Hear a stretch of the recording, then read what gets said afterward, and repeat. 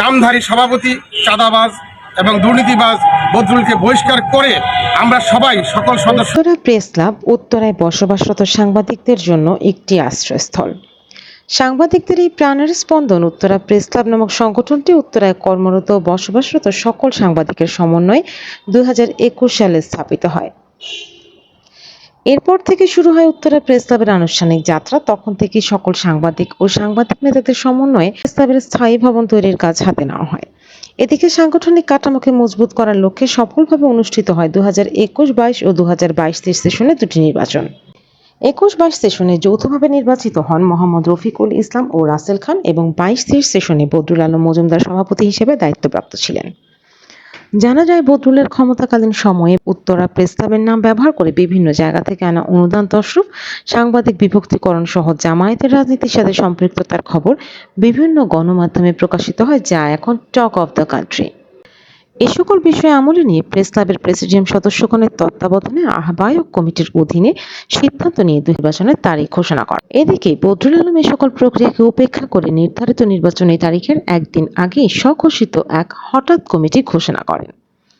অপরদিকে নির্ধারিত নির্বাচনী তারিখে উত্তরার সকল সাংবাদিকদের উপস্থিতিতে সাংগঠনিক নিয়ম অনুযায়ী অনুষ্ঠিত হয় সেশনের নির্বাচন, যেখানে সভাপতি হিসেবে রাসেল খান নির্বাচিত হন। এরপর থেকে উত্তরায় দুভাগে বিভক্ত হয় সাংবাদিক নেতৃত্ব। এদিকে হঠাৎ করে তারই কমিটির সাধারণ সম্পাদকের বরাত দিয়ে সামাজিক যোগাযোগ মাধ্যমে একটি অডিও বার্তা ভাইরাল হয়, যেখানে তাদের অপকর্মের কথা নিজেরাই বলাবলি করেন। এখন হে জামাত নেতা, হে শিবির নেতা, হে লুচ্চা, হে রডসুরি মামলাটা কিভাবে ঠেকায় ওটা দেখুন। রড যে বিক্রি করছে, বিক্রি যে করছে কিভাবে বিক্রি করলো, কোন রেজুলেশনে বিক্রি করলো, কার অনুমতিতে বিক্রি করলো? একা বিক্রি করে নাই। কে বিক্রি করছে? একা বিক্রি করে। কে বিক্রি করে? সাথে ছিল আজাদ ছিল, জুবাই ছিল, রাজীব ছিল, এরা সবাই মিললেই তো বিক্রি করে। এরা সবাই মামলার আসামি। এরপর থেকে উত্তরা সাংবাদিক নেতাদের মধ্যে মিশ্র প্রতিক্রিয়া দেখা দেয়। নড়ে চড়ে বসেন সাংবাদিক ও সাংবাদিক নেতারা।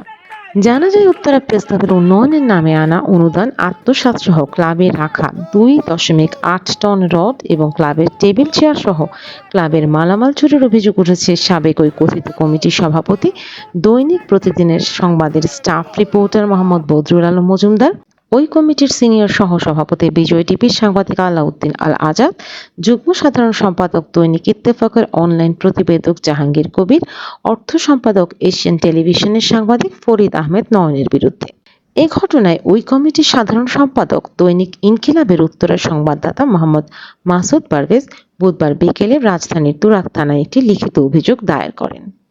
অভিযোগ সূত্রে জানা যায়, গত বুধবার বিকেল 4টায় উত্তরা প্রেস ক্লাব প্রাঙ্গণে চুরির ঘটনা নিয়ে একটি সাধারণ সভা এজিএম এর আয়োজন করেন এবং সময় মতো সকল সদস্য উপস্থিত হন। কিন্তু ক্লাব প্রাঙ্গণে গিয়ে দেখা যায়, ক্লাবের দরজা সহ প্রতিটি জানালা কার্ড এবং বাঁশ দিয়ে আটকে রাখা হয়, যাতে করে সাধারণ সভা অনুষ্ঠিত হতে না পারে এবং এই রড চুরি কেলেঙ্কারির দুর্নীতির মুখোশ উন্মোচিত না হয়। পরে সভায় উপস্থিত সাধারণ সদস্যদের সম্মতিতে চোর চক্রের বিরুদ্ধে তুরাগ থানায় 4 জনকে অভিযুক্ত করে একটি অভিযোগ করেন তারই কমিটির সাধারণ সম্পাদক মাসুদ পারভেজ। অভিযোগ বিষয়ে সংগঠনের প্রতিষ্ঠাতা আহ্বায়ক কাজী রফিক বলেন, বদরুল রাতের আধারে কাউকে কিছু না বলে রড বিক্রি করে অপরাধ করেছে। এই ঘটনার সাথে জড়িতদের বিরুদ্ধে মামলা হওয়া দরকার। প্রতিষ্ঠাতা আহ্বায়ক সদস্য মোহাম্মদ এস এম জামান বলেন, ক্লাবের রড চুরির মতো নেককারজনক ঘটনায় দোষীদের বিরুদ্ধে আইনগত ব্যবস্থা নেওয়া উচিত।